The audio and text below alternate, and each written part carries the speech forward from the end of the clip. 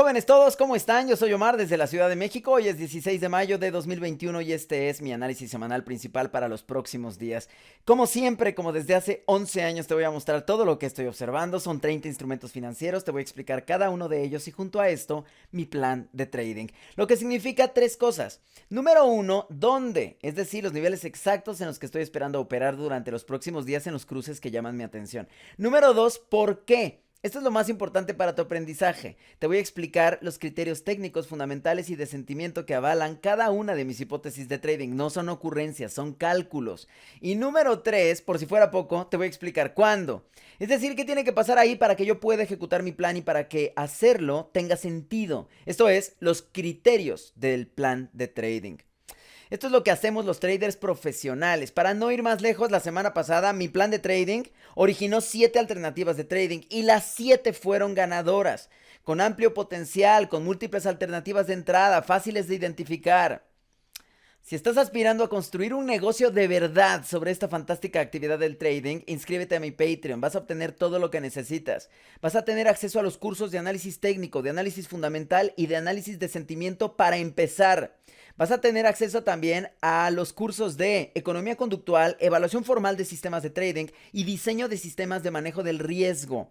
Vas a tener acceso a todos mis análisis semanales, a todos mis análisis intraday, a todos los resúmenes que publico al término de la semana, con los que vas a aprender justamente a ejecutar un plan de trading.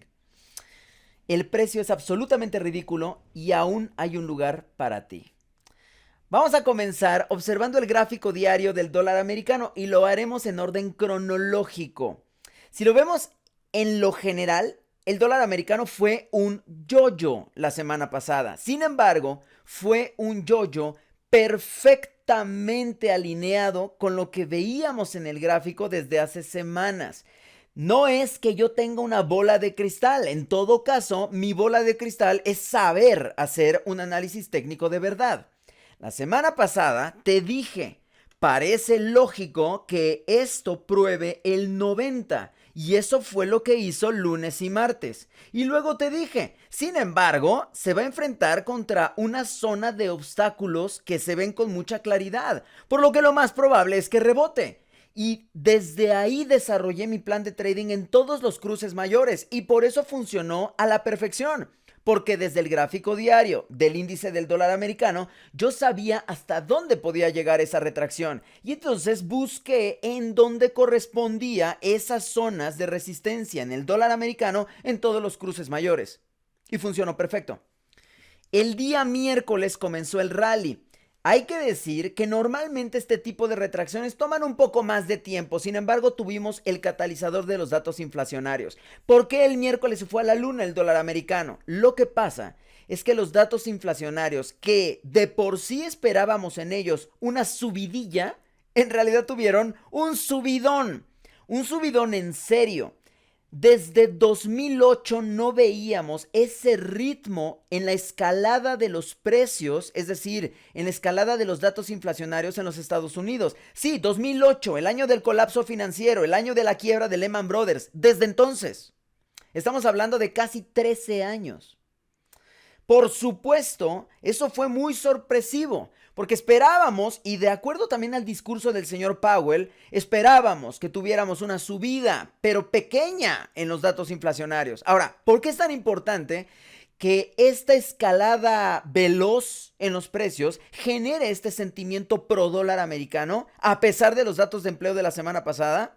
Lo que pasa es que eso asumimos pone presión en la Reserva Federal para acelerar el tapering. Y si no sabes a lo que me refiero, si esto que estoy diciendo te parece como chino mandarín, por favor tienes que ver el segmento dentro de nuestro programa dedicado al análisis fundamental. Ahí te explico exactamente este tipo de cosas y lo hago con lujo de detalles. Ok.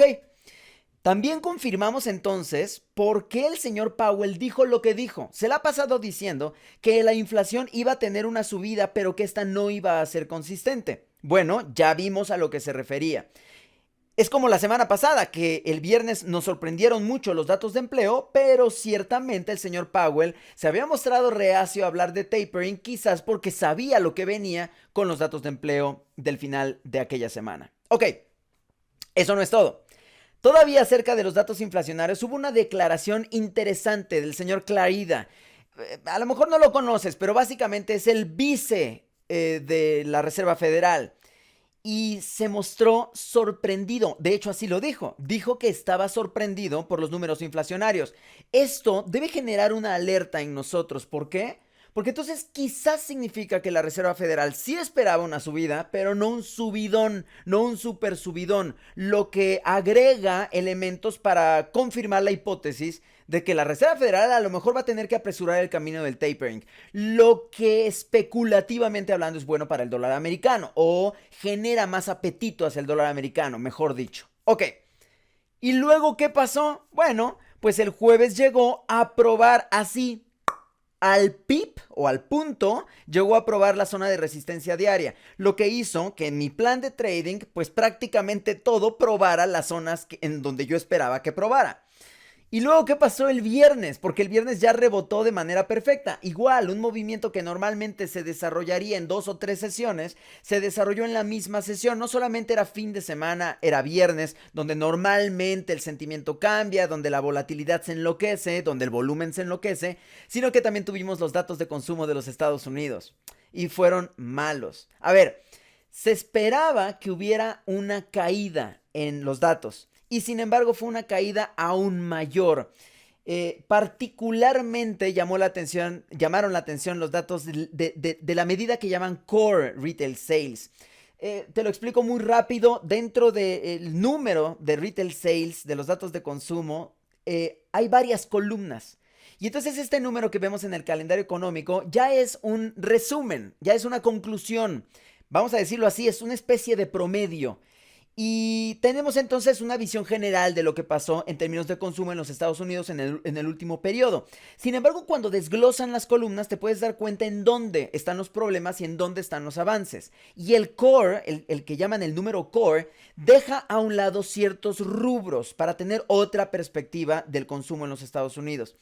Entonces, en realidad el número que sorprendió por lo malo que fue ese mismo. De hecho, el número global salió, si no mal recuerdo, esto verifícalo por favor, salió en 0%, que es peor de lo que se esperaba, pero no tan malo como el Core Retail Sales. Y entonces el dólar americano se desplomó. Ahora, esto también es muy importante que lo entiendas. Vimos a lo largo de la semana que la bolsa también funcionó como un yo-yo. Se desplomaron los índices bursátiles y luego rebotaron. Y siguiendo la misma lógica del índice del dólar americano. Lo tienes que entender así. Los datos inflacionarios actuales son malos para la bolsa. ¿Por qué? Porque afectan a sus márgenes. Porque aumentan los costos de los préstamos. Porque ponen presión en la Reserva Federal para reducir los estímulos que muchas compañías, empresas y organizaciones están recibiendo. Y entonces esto generó ese desplome. Claro, ya después se recuperó en una correlación inversa al dólar americano. Ahora bien, esto no fue pánico y eso también lo debes entender. ¿Cómo lo sé? Mira el gráfico de los treasuries. Hasta el miércoles, los treasuries habían roto el 1, habían llegado, no lo rompieron, habían llegado al 1.70, los treasuries de 10 años. Ya después se retrajeron y aún cerraron por encima del 1.60. Entonces por ahí el apetito sigue estable a pesar del yo-yo del dólar americano y por consiguiente de los datos, discúlpame, de los índices bursátiles.